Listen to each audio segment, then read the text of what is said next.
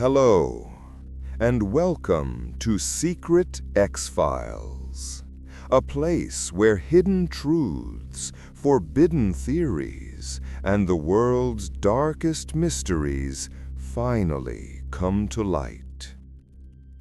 Today, I will tell you a story that has puzzled investigators, terrified hikers, and fascinated researchers for more than 60 years.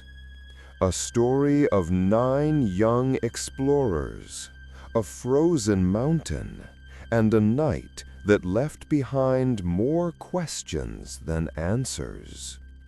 Tonight, we revisit the Dyatlov Pass incident. Let's begin. In the far northern reaches of Russia, where the Ural Mountains slice through empty wilderness, there lies a place the native Mansi people once called Kolotsiakl, the Mountain of the Dead. In February of 1959, 9 young hikers from the Ural Polytechnic Institute ventured into those mountains and never came back. What happened to them remains one of the most haunting mysteries of the 20th century, a mystery wrapped in fear, silence, and an overwhelming sense that something was out there with them. Tonight, we follow their footsteps, slowly, carefully, and we try to understand what happened on that frozen slope. The hikers. They were experienced, disciplined, and far from reckless. The group was led by Igor Dyatlov, 23 years old, focused, confident, almost obsessive about preparation. With him were 8 others. Zina Kalmolgorova, energetic, cheerful, loved by everyone. Lyudmila Dubinina, tough, principled, known for her fiery spirit. Rustam Slobodin, an athlete, strong and reliable. Yuri Krivonishenko, the joker of the group, always laughing. Yuri Doroshenko, brave, stubborn, the kind of man who would run into danger instead of away from it. Alexander Kolevatov, quiet, analytical. Nikolai Thibault-Brignol, calm and intelligent. Semyon Zolotaryov, the oldest, a mysterious military veteran who joined the expedition last minute.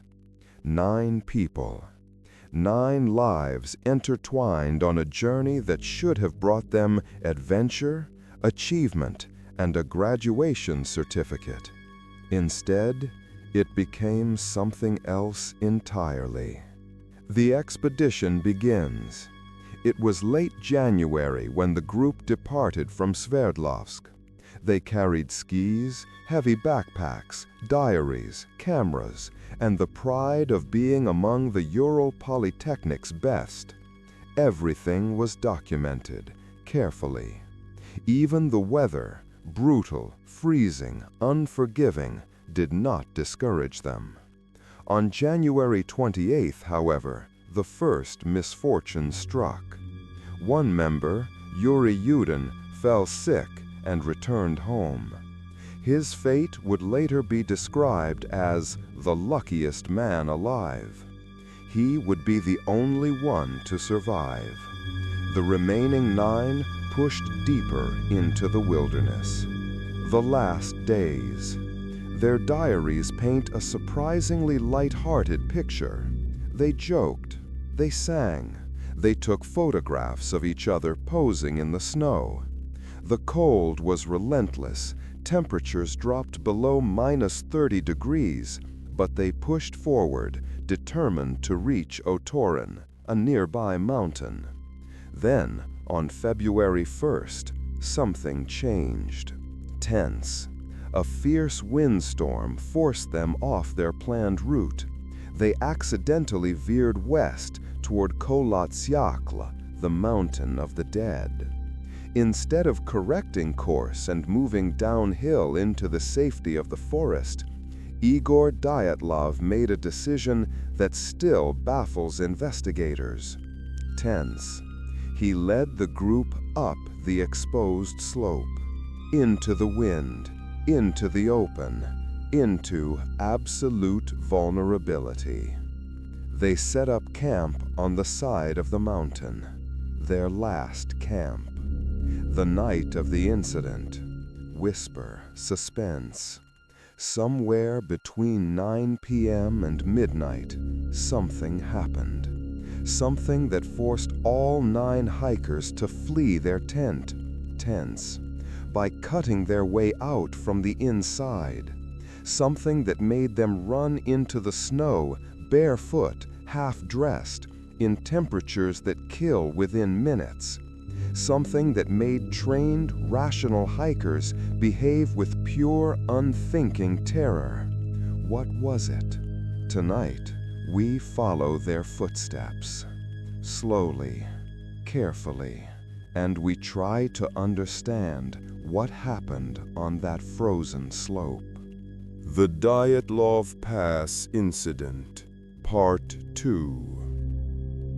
When search teams finally reached the slope of Kholat Syakhl, they did not know what they were walking into.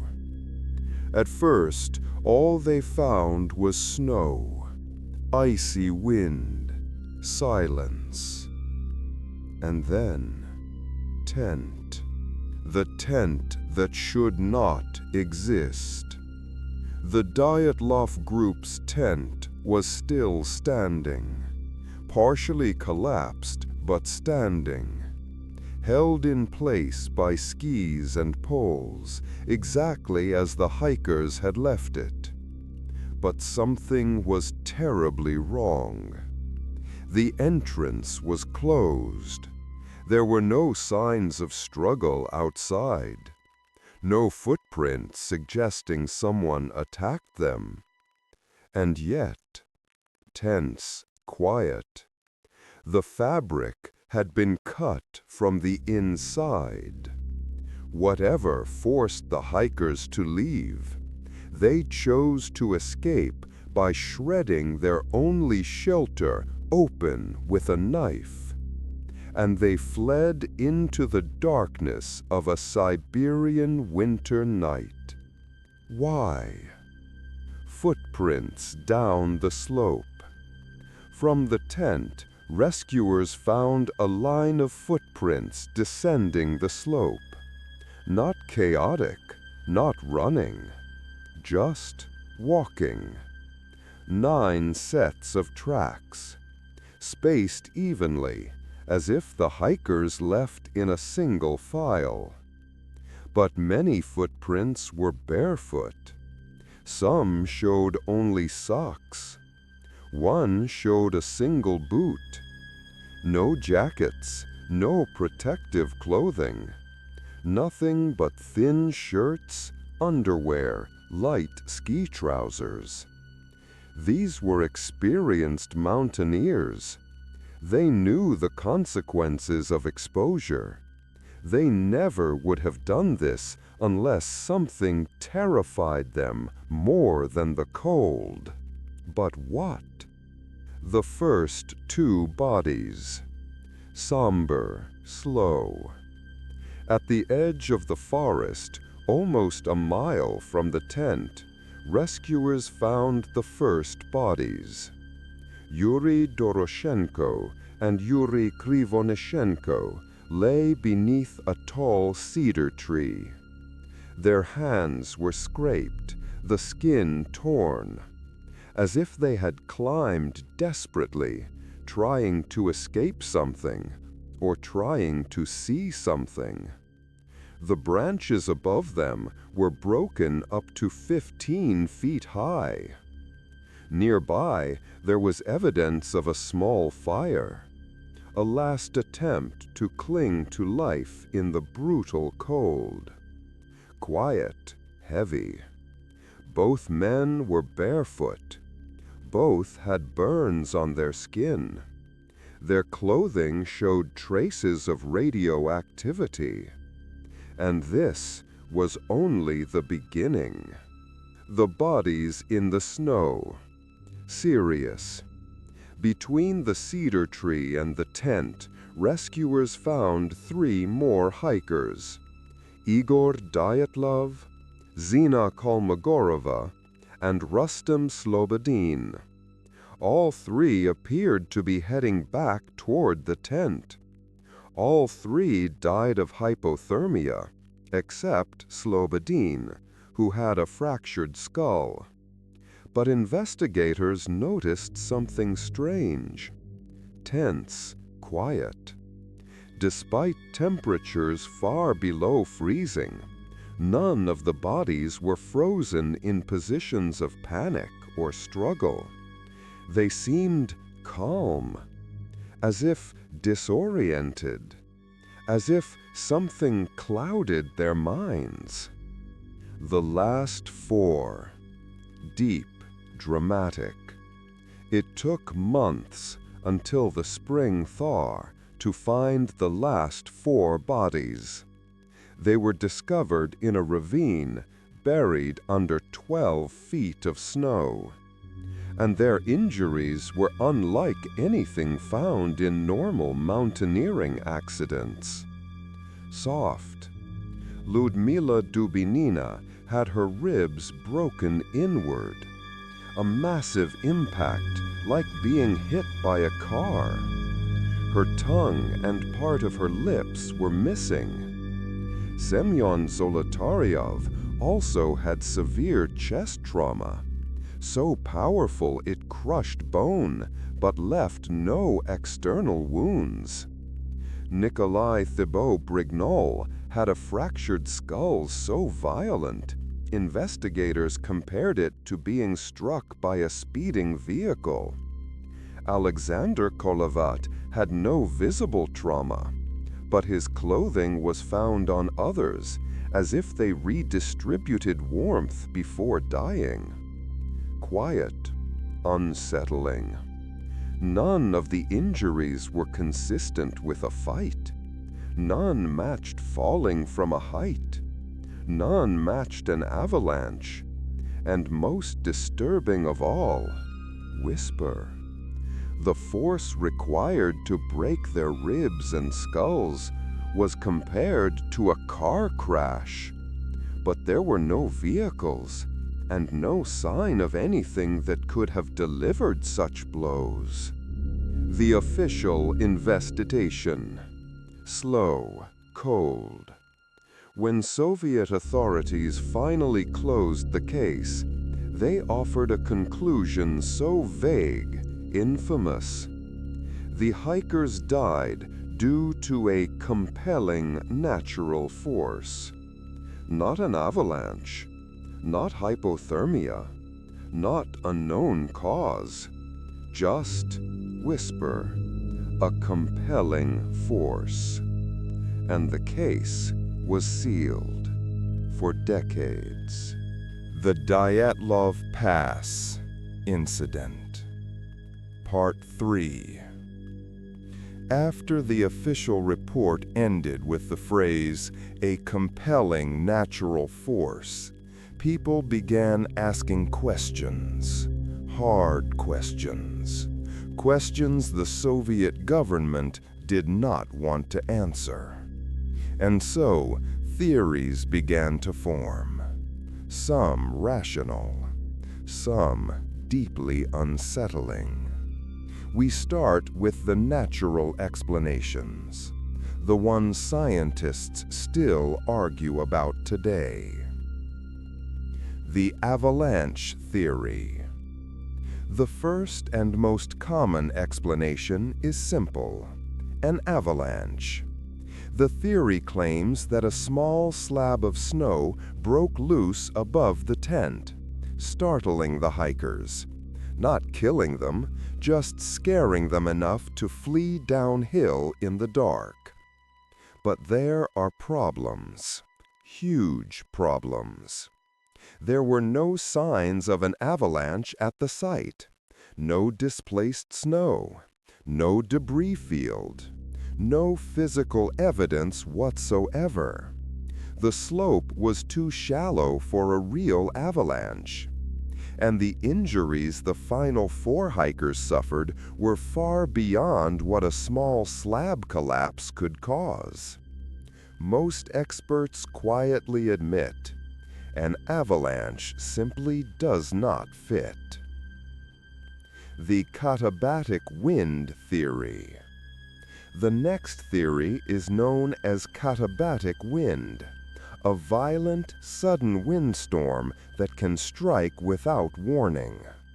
These winds can be so powerful that even experienced mountaineers panic. Some believe that a sudden blast of freezing air struck the tent, causing disorientation, confusion, irrational behavior, and a desperate attempt to escape. But again, the footprints show the hikers walked calmly, not at all like people caught in a deadly hurricane-force wind. And katabatic winds leave traces: broken poles, torn fabric, scattered equipment, none of which were found. The infrasound theory. This is where things get stranger.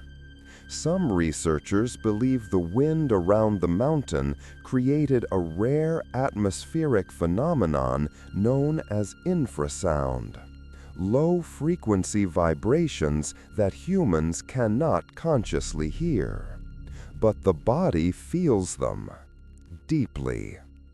Infrasound can cause intense dread, panic, nausea, hallucinations, the feeling of being hunted.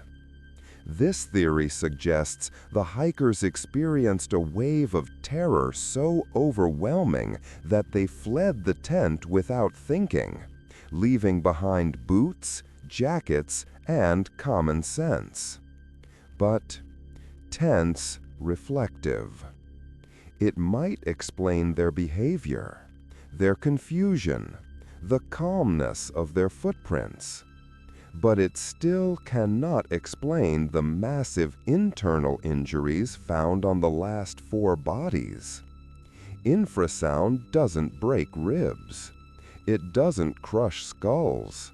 Something else must have happened. The fireballs in the sky. In the weeks after the incident, locals reported seeing strange orange lights in the night sky, glowing spheres moving silently over the mountains. Some believe these were Soviet weapons tests, parachute mines that explode in the air with enough force to crush internal organs without leaving external damage. That sounds familiar, doesn't it? Tense. No blast crater was found, but parachute mines explode above the ground, leaving only shock waves, powerful shock waves. Shock waves like the ones that could crush ribs inward without breaking the skin. But if there were explosions, why were the hikers' bodies not burned? Why was the tent intact? And why did the government seal the files for decades? The hypothermia paradox. Slow, dark. Some experts claim the hikers simply froze to death. That hypothermia made them behave irrationally. It's true that severe cold can cause paradoxical undressing, where victims feel sudden heat and remove clothing. But the Dyatlov hikers did not remove their own clothing. They took clothing from the bodies of the dead in an organized, logical way. They were thinking clearly, working as a group, surviving, until they couldn't anymore. Soft, chilling. Hypothermia does not crush bones. Hypothermia does not rip out tongues. Hypothermia does not make 9 trained mountaineers flee into the night in total silence. Whatever happened, it was not simply the cold. The limits of natural explanations. Every natural theory explains one part of the puzzle, but leaves the rest untouched. Avalanche explains the escape, but not the injuries. Infrasound explains the behavior, but not the deaths. Katabatic winds explain the panic, but not the footprints. Hypothermia explains the ending, but not the beginning. The truth is, tense whisper.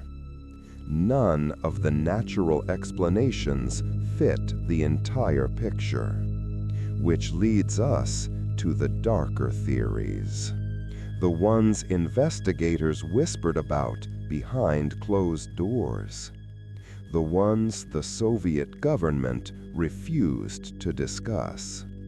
What if the hikers encountered something not natural? The Dyatlov Pass Incident, Part 4. The Soviet Military Cover-Up. When an accident happens in the wilderness, the government investigates. They document. They file reports. But when the Dyatlov hikers died, the Soviet government sealed the case for decades. Military officers arrived at the site before civilian rescuers. Key evidence disappeared. Radiation was detected on the hikers' clothing, but officials insisted it was not relevant. And photographs from the hikers' final days were quietly removed from the archives. Why? Some believe the group stumbled into a secret weapons testing zone. Perhaps they saw something they weren't supposed to see. Perhaps they heard something. A drone prototype. Dispersal. A classified aircraft. And the government needed the story buried. But there is a problem. None of these explanations match the strange injuries. A weapon powerful enough to crush ribs and skulls would have left other signs. Burns, scorch marks, debris. The scene showed none of that. So investigators turned to something even more unsettling. The Mansi people. One theory suggests that the local Mansi tribes attacked the hikers, but this theory collapses instantly. The Mansi were peaceful. Their territory was vast, far larger than the Dyatlov route, and no tracks besides the hikers were found. No footprints, no signs of struggle. Nothing was stolen. Firm, dismissive. The Mansi theory was just an early attempt to blame someone, anyone. It holds no weight. The escaped prisoners theory. Low, grim. Others speculated that escaped Gulag prisoners killed the group. But again, no tracks, no evidence, no motive, and no prison escapes were recorded in the region at that time. The hikers were alone. Truly, completely alone. The animal attack theory. Whisper, eerie. There is no evidence of animal tracks, no claw marks, no bite wounds, and no animal crushes ribs without breaking the skin. So investigators turned to ideas that were less grounded in reality. The Yeti theory. Slow, atmospheric. Some believe the hikers encountered a creature in the forest, a massive, powerful creature, large enough to inflict internal trauma with a single blow. This idea grew in popularity because of a strange photograph found on the hiker's camera. A blurry figure standing in the woods. Humanoid, large, dark. Skeptics dismiss it as a group member caught mid-motion, but some swear it wasn't human. Still, the Yeti theory is sensational. It explains the injuries, but nothing else. So people looked upward. The UFO theory. Quiet, mysterious. This is where the story takes a turn many find uncomfortable. Why? Because of the eyewitness accounts. In the weeks surrounding the incident, locals reported glowing spheres in the sky, silent orange orbs, lights moving unnaturally, strange flashes behind the clouds. Several independent groups described identical objects in the same region at the same time. Some believe the hikers saw these lights. Some believe they tried to photograph them. And some believe the lights, tense, came closer. But even UFO theories fail to explain the missing tongue, the crushed ribs, the precise selective trauma, unless the encounter was violent, or accidental, or both. The paranormal theory, whisper, chilling. There is one more idea, rarely discussed, often dismissed, but strangely consistent. Some believe the hikers encountered an infrasound-induced hallucination, mixed with panic, mixed with something else, an unseen force, an electromagnetic field, an air burst, or even a natural phenomenon we simply do not understand, something that frightened them, disoriented them, and ultimately destroyed them. Quiet, eerie. In this theory, no creature attacked them, no weapon struck them, no human harmed them. Instead, they were victims of the mountain itself, its weather, its magnetism, its atmosphere, its ancient, unexplained energy.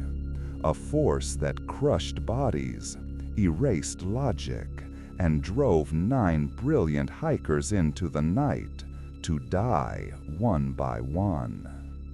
The truth we cannot reach. Slow, heavy.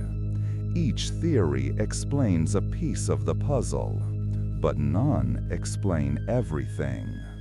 The tent cut from the inside, the calm footprints, the crush injuries, the missing tongue, the radiation, the orange orbs, the silence.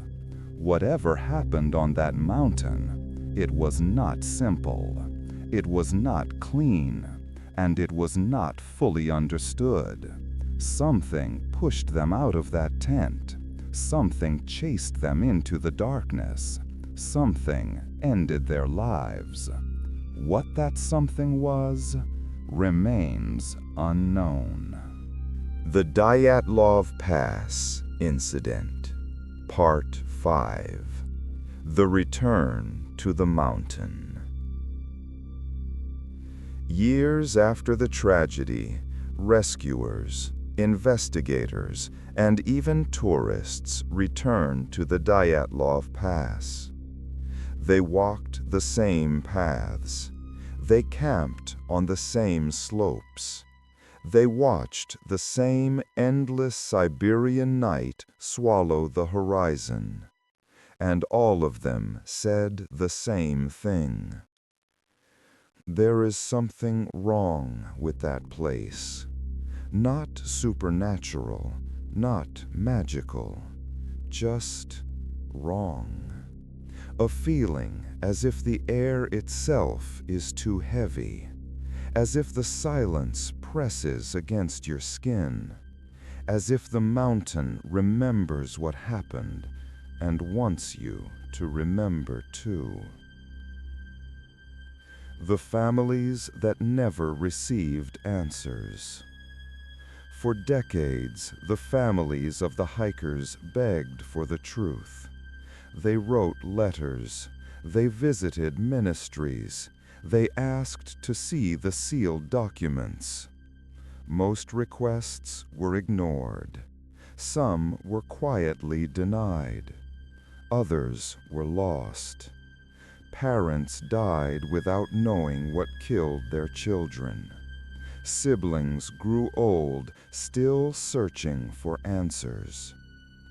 The Dyatlov group were not just victims of a tragedy, they were victims of silence.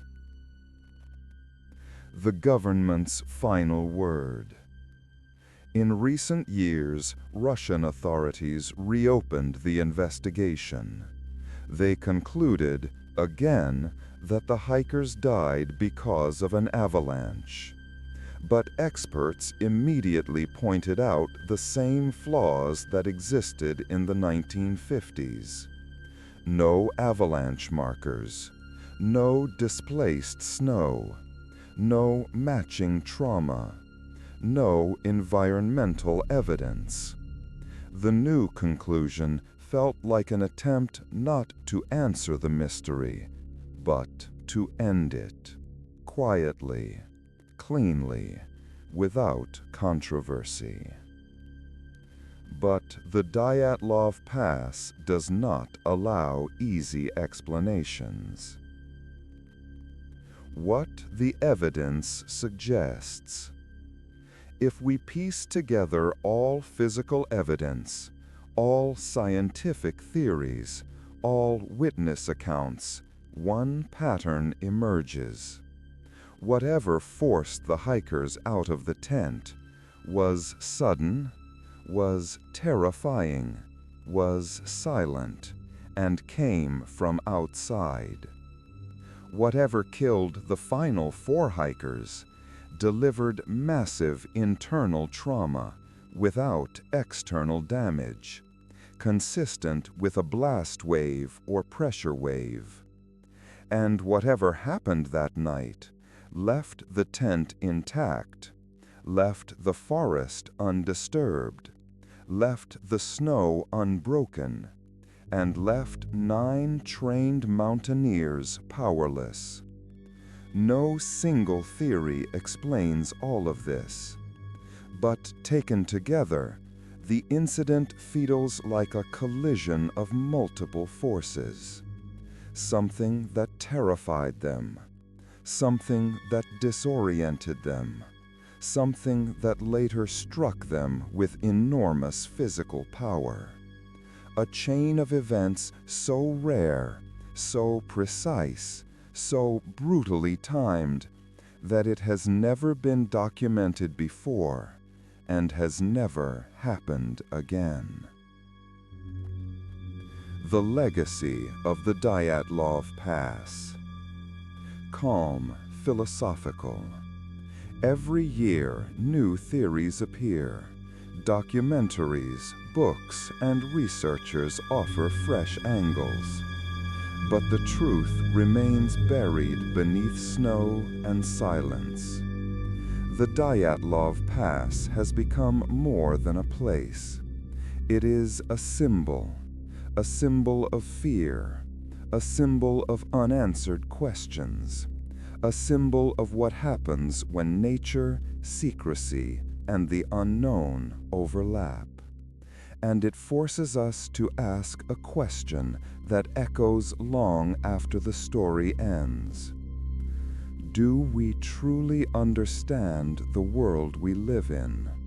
Or are there forces, natural or otherwise, that we are not prepared to face? The final word. Whisper haunting. 9 hikers walked into the mountains. 9 brilliant minds. 9 souls filled with ambition, skill, and trust in each other.